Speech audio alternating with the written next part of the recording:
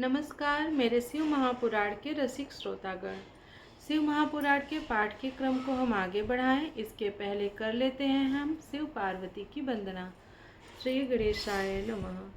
कर्पूर गौरम करुणावतारम संसार सारम भुजगेन्द्रहारम सदा वसन्तं हृदयारविन्दे सदा वसन्तं हृदयारविन्दे भवं भवानी सहितं नमामि। तो आज हमारा रुद्र संहिता के सती खंड में पाठ संख्या है 9वां अध्याय और हमारे पाठ का नाम है कामदेव द्वारा भगवान शिव को विचलित न कर पाना। ब्रह्मा जी द्वारा कामदेव के सहायक मारड़ गणों की उत्पत्ति, ब्रह्मा जी का उन सबको शिव के पास भेजना, उनका वहां विफल होना, गणों सहित कामदेव का वापस अपने आश्रम को लौटना। तो चलिए अपने पाठ को हम स्टार्ट करते हैं।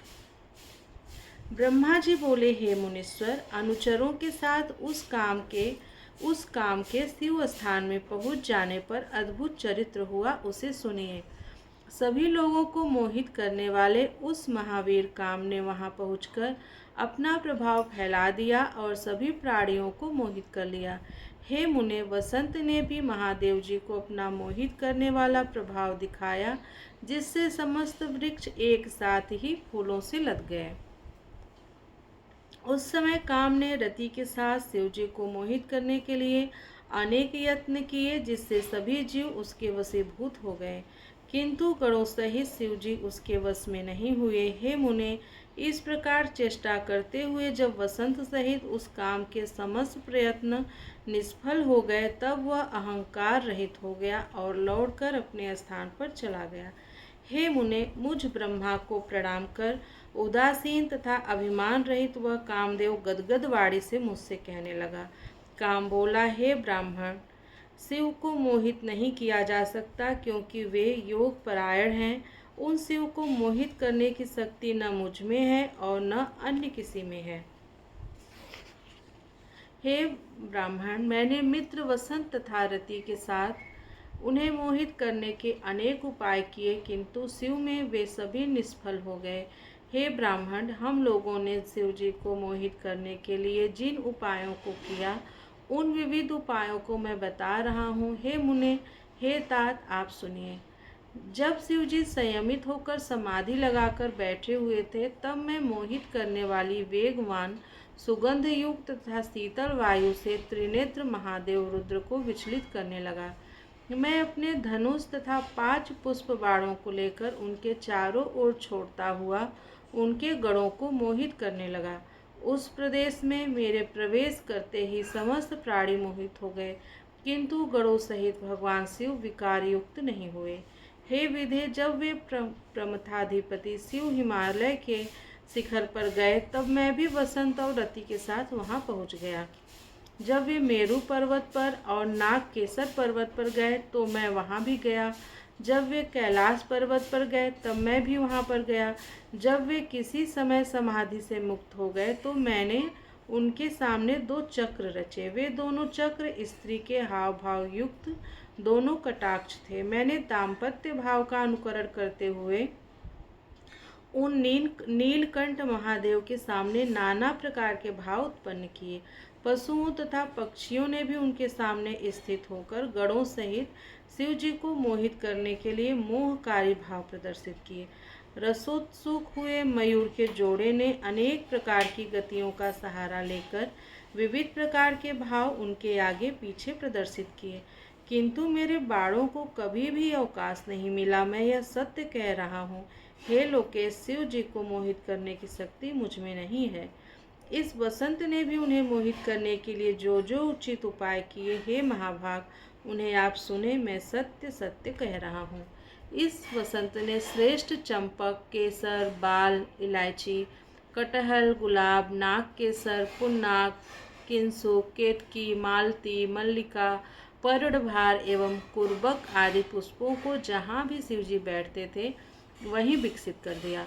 इस वसंत ने शिवजी के आश्रम में तालाब के सभी फूले हुए कमलों को मलय पवनों से यत्नपूर्वक अत्यंत सुगंधित कर दिया। सभी लताएं फूल से युक्त और अंकुर समूह के साथ सन्निकट के वृक्षों में बड़े प्रेम से लिपट गईं। सुगंधित पवनों से खिले हुए फूलों से युक्त उन वृक्षों को देखकर मुनि भी काम के वशीभूत हो गए। फिर अन्य की तो बात ही क्या। इतना होने पर भी मैंने शंकर जी के मोहित होने का न कोई लक्षण देखा, न तो उनमें कोई काम का भाव ही उत्पन्न हुआ। इतना सब कुछ करने पर भी शंकर ने मेरे ऊपर रंच मात्र भी क्रोध नहीं किया। इस प्रकार सब कुछ देखकर तथा उनकी भावना को जानकर मैं शिव जी को मोहित करने के प्रयास से विरत हो गया। उसका कारण आपसे निवेदन कर रहा हूँ। समाधि छोड़ देने पर हम लोग उनकी दृष्टि के सामने क्षण मात्र भी टिक नहीं सकते। उन रुद्र को कौन मोहित कर सकता है। हे ब्रह्मा, जलती हुई अग्नि के समान प्रकाशित नेत्रों वाले तथा जटा धारण करने से महाविकराल उन कैलाश पर्वत निवासी शिव जी को देखकर उनके सामने कौन खड़ा रह सकता है। ब्रह्मा जी बोले। इस प्रकार काम के वचन को सुनकर मैं चतुरानन ब्रह्मा चिंतामग्न हो गया और बोलने की इच्छा करते हुए भी कुछ बोल न सका। मैं कामदेव शिव को मोहित करने में समर्थ नहीं हूँ। हे मुने, उसका यह वचन सुनकर मैं बड़े दुख के साथ उष्ण श्वास लेने लगा। उस समय मेरे निश्वास अनेक रूपों वाले महाबलवान लपलपाती जीभ वाले चंचल तथा अत्यंत भयंकर गणों के रूप में परिणत हो गए। उन गणों ने मेरी मृदंग आदि अनेक प्रकार के असंख्य विकराल महाभयंकर बाजे बजाना प्रारंभ किया। मेरे निश्वास से उत्पन्न वे महागण मुझ ब्रह्मा के सामने ही मारो काटो ऐसा बोलने लगे। मारो काटो ऐसा बोलने वाले उन गणों के शब्दों को सुनकर वह काम मुझ ब्रह्मा से कहने लगा। हे मुनि, हे ब्रह्मा, इस प्रकार उस काम ने मेरी आज्ञा लेकर उन सभी गणों की ओर देखकर उन्हें ऐसा करने से रोकते हुए गणों के सामने ही मुझसे कहना प्रारंभ किया।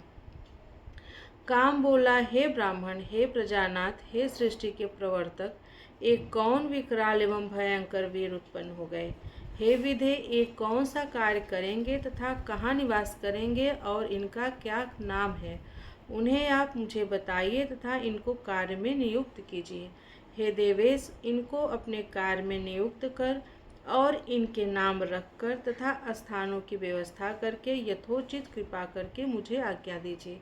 ब्रह्मा जी बोले, हे मुने, उस काम की बात सुनकर उनके कार्य आदि का निर्देश करते हुए लोककर्ता मैंने काम से कहा, हे काम, उत्पन्न होते ही इन सब ने बारंबार मारे मारे यानी मारो मारो इस प्रकार का शब्द कहा है, इसलिए इनका नाम मार होना चाहिए। हे काम, अपनी पूजा के बिना ये गण अनेक प्रकार की कामनाओं में रत मन वाले प्राणियों के कार्यों में सर्वदा विघ्न किया करेंगे। हे कामदेव, तुम्हारे अनुकूल रहना ही इनका मुख्य कार्य होगा और ये तुम्हारी सहायता में सदा तत्पर रहेंगे, इसमें संशय नहीं है। जब जब और जहाँ जहाँ तुम अपने कार्य के लिए जाओगे तब तब वहाँ वहाँ ये तुम्हारी सहायता के लिए जाएंगे। ये तुम्हारे अस्त्रों से वशवर्ती प्राणियों के चित्त में सदैव भ्रांति उत्पन्न करेंगे और ज्ञानियों के ज्ञान मार्ग में विघ्न डालेंगे। ब्रह्मा जी बोले, हे मुनि सत्तम, मेरे इस वचन को सुनकर रति और बसंत सहित वह कामदेव कुछ प्रसन्न मुख हो गया। मेरी बात को सुनकर वे सभी गण अपने अपने स्वरूप से मुझे तथा कामदेव को चारों ओर से घेर कर बैठ गए। इसके बाद मुझ ब्रह्मा ने काम से प्रेम पूर्वक कहा, हे मदन, मेरी बात मानो, तुम इन गणों को साथ लेकर शिव को मोहित करने के लिए पुनः जाओ। अब तुम इन मारण गणों के साथ मन लगाकर ऐसा प्रयत्न करो जिससे स्त्री ग्रहण करने के लिए शिव जी को मोह हो जाए। हे देवर्षि, मेरी बात सुनकर काम गौरव का ध्यान रखते हुए मुझे प्रणाम करके विनय पूर्वक मुझसे पुनः यह वचन कहने लगा। काम बोला, हे तात, मैंने शिव को मोहित करने के लिए भली भांति यत्नपूर्वक उपाय किए, किंतु उनको मोह नहीं हुआ, न आगे होगा और वर्तमान में भी वे मोहित नहीं हैं। किंतु आपकी वाणी का गौरव मानकर इन मारगणों को देखकर आपकी आज्ञा से मैं पुनः वहां पत्नी सहित जाऊंगा। हे ब्राह्मण, मैंने मन में यह निश्चय कर लिया है कि उन्हें मोह नहीं होगा, और हे विधे, मुझे यह शंका है कि इस बार कहीं वे मेरे शरीर को भस्म न कर दें। हे मुनीश्वर, ऐसा कहकर वह कामदेव वसंत, रति तथा मारड गणों को साथ लेकर भयपूर्वक शिव जी के स्थान पर गया। वहां जाकर कामदेव ने पहले के समान ही अपना प्रभाव दिखाया तथा वसंत ने भी अनेक प्रकार की बुद्धि का प्रयोग करते हुए बहुत उपाय किए। मारड गणों ने भी वहां बहुत उपाय किए, किंतु परमात्मा शंकर को कुछ भी मोह न हुआ। तब वह कामदेव लौटकर पुनः मेरे पास आया। समस्त मारड़गण भी अभिमान रहित तथा उदास होकर मेरे सामने खड़े हो गए। हे तात, तब उदास और गर्व रहित कामदेव ने मारड़गणों तथा वसंत के साथ मेरे सामने खड़े होकर प्रणाम करके मुझसे कहा, हे विधे, मैंने शिव जी को मोहित करने के लिए पहले से भी अधिक प्रयत्न किया, किंतु ध्यानरत चित्त वाले उन शिव जी को कुछ भी मोह नहीं हुआ। उन दयालु ने मेरे शरीर को भस्म नहीं किया। इसमें मेरे पूर्व जन्म का पुण्य ही कारण है।